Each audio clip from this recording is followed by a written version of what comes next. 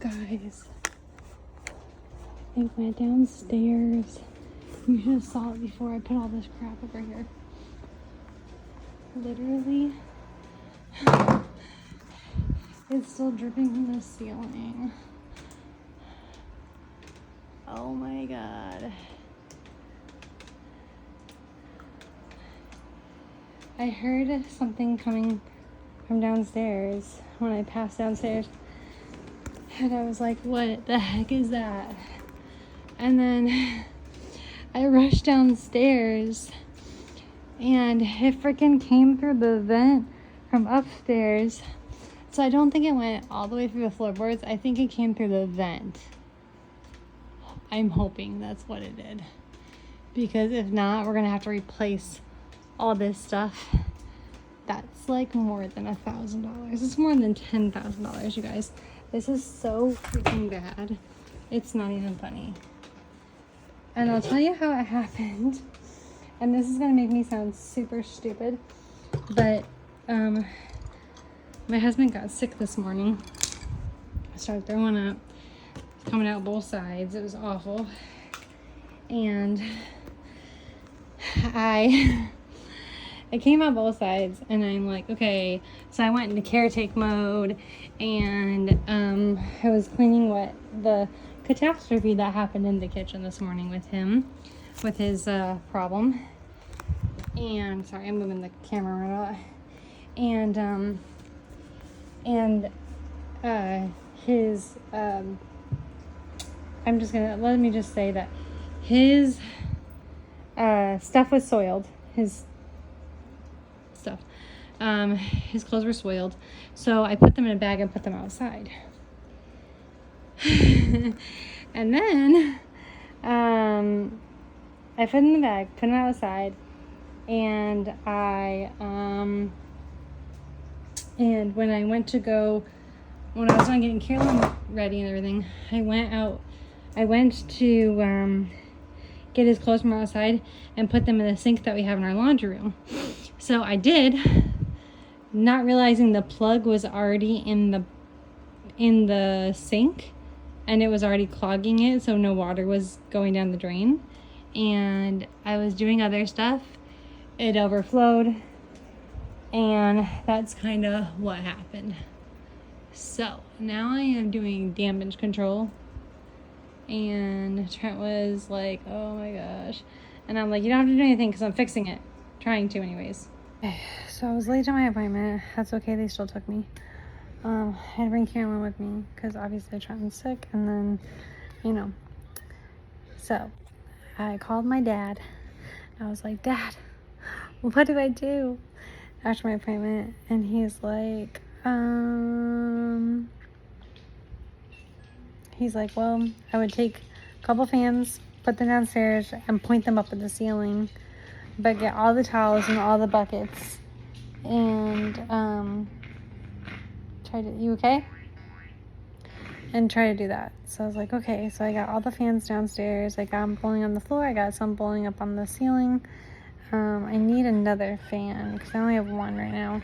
And then I need an extension cord because I needed to go a little bit further out in where all the water was this morning. But I got it on I got them on one of the wood right now.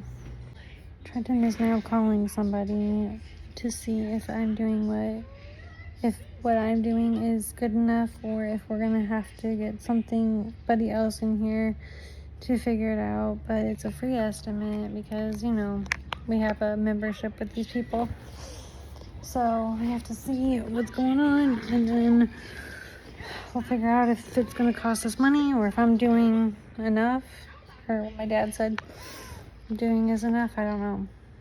So what the heck was that? Found out it was $950. A lot worse than I thought it was. I put fans downstairs and stuff, but it got under the baseboard or under the floorboards. It got the pad that was under the floorboards got drenched. These were our baseboards that they had to lift up to take the floorboards off because they were bubbled up. And now we're home, so I get to see all the damage that they did in our laundry room. They took our washer and dryer out because there was still water underneath it, which made the baseboards and the floorboards bubble up, and the pad underneath the base or the floorboards we have to replace, otherwise it can contain mold or develop mold. And so my big whoops this morning, yeah, it's costing us $950. I'll tell you all something that happened, my Italian dystrophy related, today. I went to my pulmonologist. He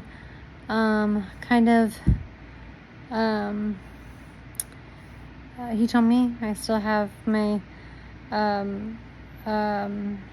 he told me I still have asthma and that I need an inhaler, especially being in Utah with all the pollen and the trees and stuff like that.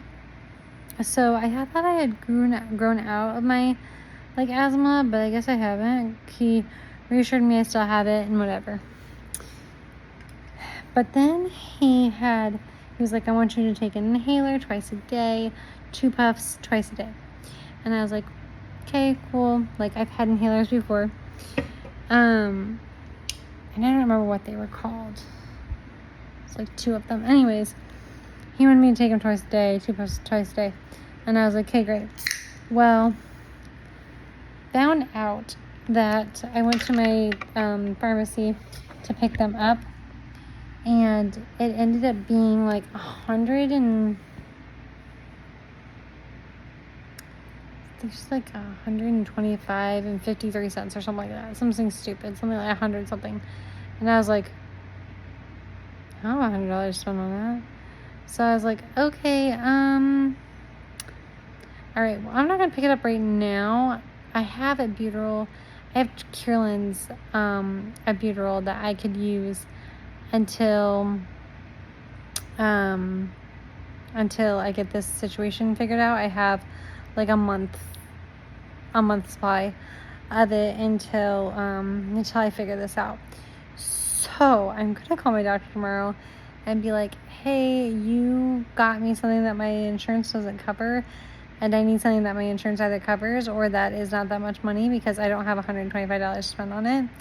So I am going to call them tomorrow, and I hate that tomorrow's Friday because it is the end of the week. So he may or may not get back to me.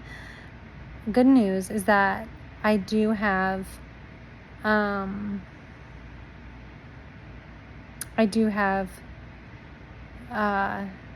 a month supply of albuterol left, so I can use that in the meantime. But it's not my prescription, it's Carolyn's. So that's the only bad thing about it. Also, he's going to give me a sleep study, which also might not be covered by my insurance, but we'll see, because it is kind of medically necessary in a way. But his plan was to do testing and then to do sleep testing. So testing for my lungs to see how much capacity my lungs can hold, and then to do a sleep test, and then to do the CPAP test, and then to do surgery if need be. So these are just steps. If this doesn't work, then we'll do this. If this doesn't work, then we'll do this. So that's just kind of how it goes. The 2 sleep tests that I have go back to back, or they go together kind of. So you do a sleep test to see if you have sleep apnea. If you do have sleep apnea, that's why they do the test before, to see how much your lungs can hold. Because what they'll do is they'll do the sleep study, and then if the sleep study does say that you have sleep apnea, then they will do a CPAP and put that pressure into your body to get you to sleep without choking at night. And then if that doesn't work, they will have a dentist pull your jaw forward, not surgically, but they have like a piece where they can like, the dentist can fit your mouth to it and stuff and pull your jaw forward. That way your airway will open bigger to get air in there, so you don't stop breathing while you're sleeping. And then if that doesn't work, then you get surgery. Or if that works and then you're still having problems, then you get surgery, like a pacemaker or whatever. But it just depends. So that's what's going on with me, myotonic dystrophy wise. right now. And then no news on Carolyn. No news is good news when it comes to Carolyn. She's doing great. She's in water therapy. She loves the pool, and everything's going fantastic with her.